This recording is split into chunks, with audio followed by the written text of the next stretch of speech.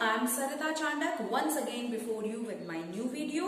But आज का video थोड़ा सा स्पेशल है।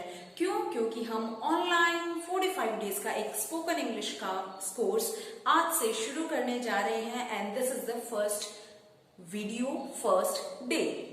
देखिए, I have been running spoken English classes for past 9 years और ये मेरा अपना अनुभव है कि 45 दिन में अंग्रेजी सीखना बहुत आसान है और मैंने उन्हीं लोगों को सिखाई है जो हिंदी मीडियम से हैं। सो ये कोर्स ऐसा नहीं है कि इंग्लिश मीडियम वालों को सिखाई नहीं, but what I want to say you is कि मेरे पास अधिकतर ऐसे स्टूडेंट्स उम्मीद के साथ आते हैं जो हिंदी मीडियम बैकग्राउंड से हैं और जिनकी इस लैंग्वेज पे बहुत ज्यादा अच्छी कमांड नहीं है और या कहूँ तो बिल्कुल भी कमांड नहीं है। तो मैंने एक ऐसा 45 डेज का कोर्स डिजाइन किया है।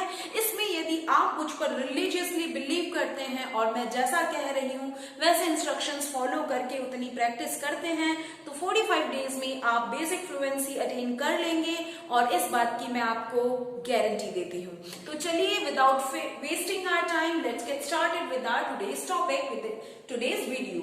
देखिए, इंग्लिश लैंग्वेज है वो मेनली 7 टाइप्स के सेंटेंसेस के इर्द गिर्द घूमती है। आप खुद भले इस चीज को ऑब्जर्व करें कि जो मैं बताने जा रही हूँ उससे आप रिलेट कर पाते हैं कि नहीं कर पाते।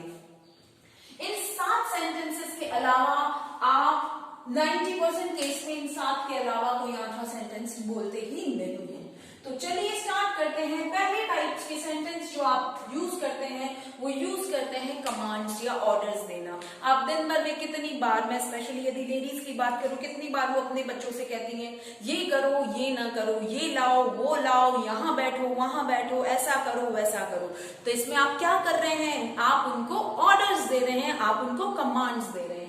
दूसरी तरीके के सेंटेंसेस हैं जो होते हैं हैपनिंग, यानी कि जो चीजें आपके आसपास घटित हो रही हैं। क्या हो रही हैं? घटित हो रही हैं, या जो एक्शंस या जो क्रियाएं हो रही है, क्रियाएं हो रही है, आप इनके बारे में बात करते हो। अब यहां पे बात आती है, आप इनके बारे में या तो पास्ट की क्रियाओं के बारे में बात करते हो जो हुआ था, यानी कि मैं वहां गई थी, मैंने ऐसा किया था, मैं वो कर रही थी, मैं वो कर रहा था। या प्रेजेंट के बारे में, मैं ये कर रही हूँ, वो कर रहा है, वो खाना खा रहा है, वो पानी पी रहा है। या आप फ्यूचर के बारे में, वो वहां होमवर्क कर रहा होगा, तो इसका मतलब वो उस समय सो रहा होगा, वो उस समय ट्रेन में सफर कर रहा होगा। यानी कि जो क्रियाओं के बारे में बात करते हैं वो या तो पास्ट की क्रियाओं के बारे में, या प्रेजेंट की क्रियाओं के बारे में, या आप फ्यूचर की क्रियाओं के बारे में बात करते हैं।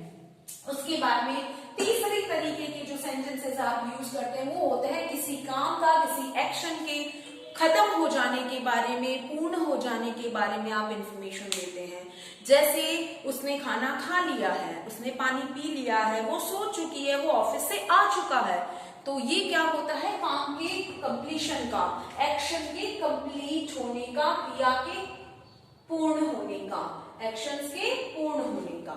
तो आप इसमें भी, वो वहां जा चुका था, उसने खाना खा लिया था, उसने पानी पी लिया था, वो ऑफिस के लिए निकल चुका था, या वो ऑफिस के लिए निकल चुका है, उसने खाना खा लिया है, उसने पानी पी लिया, उसने अपना बैग पैक कर लिया है, वो अपना बैग पैक कर लेगा, वो खाना खा चुका होगा, वो सो चुका होगा। तो आप यहाँ पे भी 3 तरीके के टेंसेस यूज करते हैं, पास्ट, प्रेजेंट या फ्यूचर।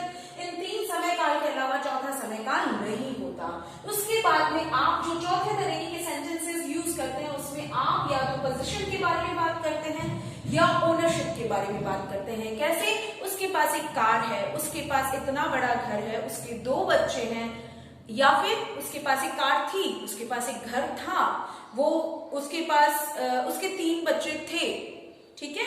और या फिर आप मॉडल्स और प्रीपोजिशन। देखिए, ये इंग्लिश अगर आपको बेसिक फ्लुएंसी अटेन करनी है, if your purpose is to you learn day to day communicative English, so उसके लिए आपको बहुत ज्यादा ग्रामर के टॉपिक्स पढ़ने की जरूरत बिल्कुल नहीं है। इवन आई वुड से, मेरा स्ट्रांगली आई वुड रिकमेंड कि आप ग्रामर के पचड़े में न फंसे, क्योंकि ऑलरेडी ये चीजें आपके लिए नहीं है, फिर आप ग्रामर के इंट्रिकेसीज में चले जाएंगे तो इसके लिए आपके लिए टीडियस टास्क हो जाएगा।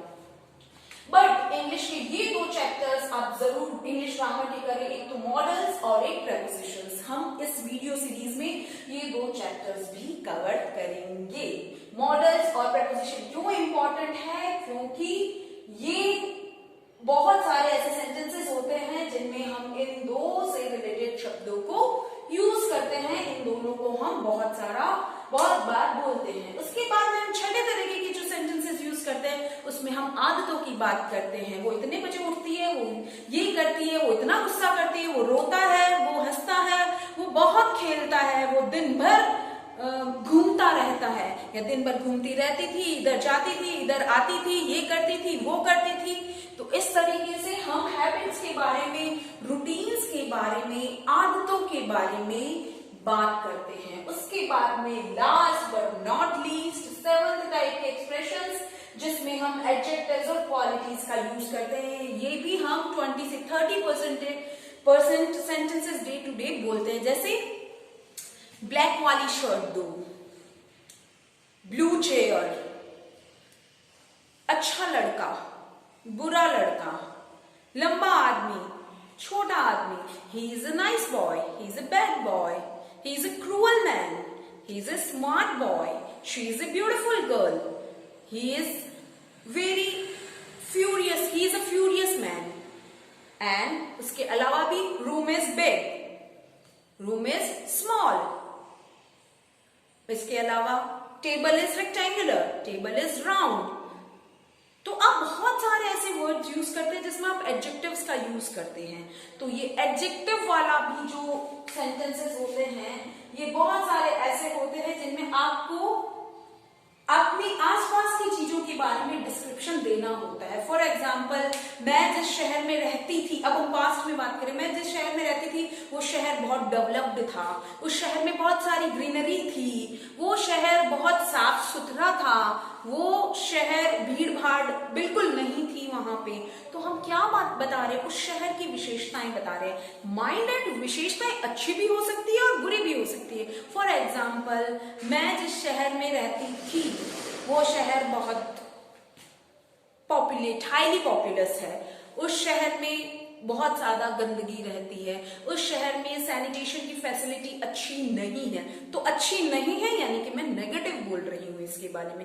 तो हम यहाँ पे क्या यूज कर रहे हैं? हम विशेषण यूज कर रहे हैं। ये विशेषण अच्छे भी हो सकते हैं और बुरे भी हो सकते हैं। तो जैसा कि हमने देखा कि हमारी जो पूरी इंग्लिश है वो इन 7 तरीके के सेंटेंसेस के आसपास घूमती है, और इसके अलावा टेंस 3 तरीके ही प्रयुक्त होते हैं, पास्ट, प्रेजेंट और फ्यूचर। बट हम यहाँ पे बेसिक्स जितना जरूरी है उतने ही टेंसेस करेंगे, इनको डेप्थ में नहीं पढ़ेंगे, because again I am telling you grammar is not that much important. तो चलिए हम